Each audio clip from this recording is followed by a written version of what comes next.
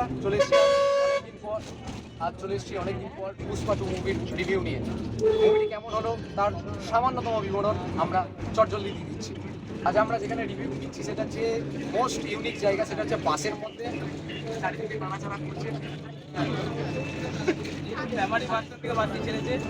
আমরা সবাই বাড়ি যাচ্ছি, বাড়ি যেতে যেতে রিভিউটা দিচ্ছি। তো রিভিউয়ের সব থেকে একটা दिमाग खराब हो जाएगा। मैं माँ अम्मा बहन पे आ जाऊंगा मैं इनकी। একটা সব থেকে বড় কথা যদি বলি, রিভিউ কারো না দেখে নিজের চোখে মুভিটা দেখো, সব থেকে বড় পয়েন্ট।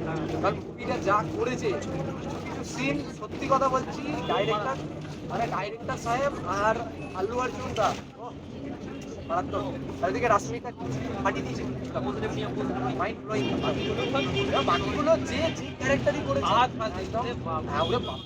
ওর যেরকম হাসিয়েছে মানে সেই জায়গাগুলো সেরকম ম্যানেজ করে নিয়েছে।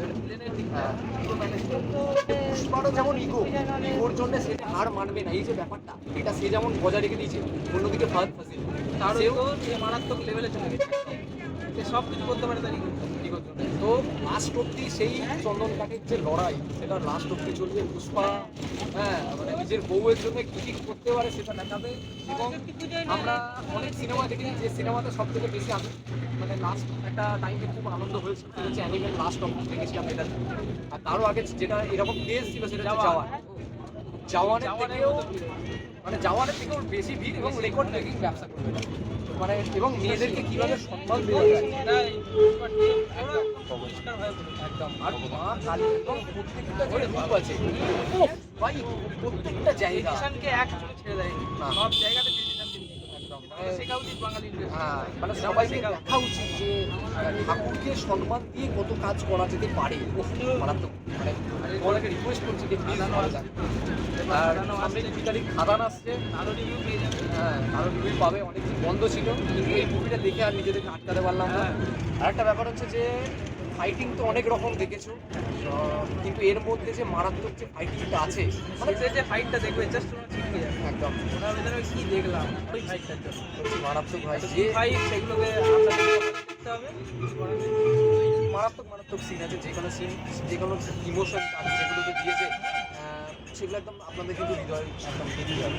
যে ইমোশন যে জায়গাগুলোকে রেখেছে এত সুন্দর জায়গাগুলোতে, মানে কোনো অ্যাক্সিডেন্ট হচ্ছে তারপর সেটাকে হঠাৎ ইমোশনে ঘটানো না, তারপর সেটাকে আবার হঠাৎ একটা ফানি মুভমেন্ট করে দেওয়া, এগ্রেশন মুভমেন্ট।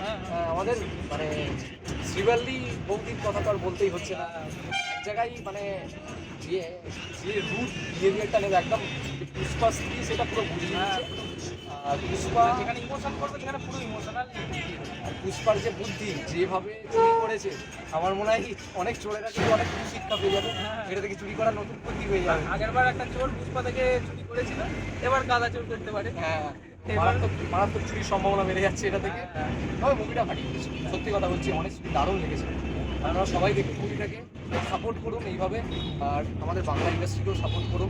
আর সামনে 2 তারিখ খাদান আসছে, আরো রিভিউ পেয়ে যাবে। আরো রিভিউ পাবে। অনেকদিন বন্ধ ছিল, কিন্তু এই মুভিটা দেখে আর নিজেদেরকে আটকাতে পারলাম না, তাই বাধ্য হলাম। কারণ আমরা একটি প্রজেক্টে ব্যস্ত রয়েছি, সেটাও কিছুদিনের মধ্যে একটা ছোট্ট জিনিস তোমাদেরকে শেয়ার করবো। আসছে প্রোমো, অনেক বড় কিছু হতে চলেছে। তো আমাদের সাথে থেকো, আপাতত মুভিটা দেখো, বড় বড় টুইস্ট আছে লাস্টে। থেকে কমেন্ট করে জানাবে কেমন লাগে। আর যদি ডিটেলসে জানতে চাও কমেন্ট করো, আমরা সেই বুঝে আবার আলোচনা করব। ধন্যবাদ আমাদের পাশে থাকার জন্য। চ্যানেলটি ভালো লাগলে সাবস্ক্রাইব করবেন। আর আমাদের একটি মোস্ট মানে ভাইরাল ওয়েব সিরিজ আসছে, যেটার ছোট্ট প্রোমো আমরা বেশ কিছুদিনের মধ্যে শেয়ার করব। আশা করবো আপনাদের মন জয় করতে। যদি মন জয় করতে পারে, একটা রিকোয়েস্ট, টাকা পয়সা দিতে চাইছি না, সাবস্ক্রাইব করে পাশে থাকবেন আর লাইক আর বন্ধুদের শেয়ার করবেন। নমস্কার।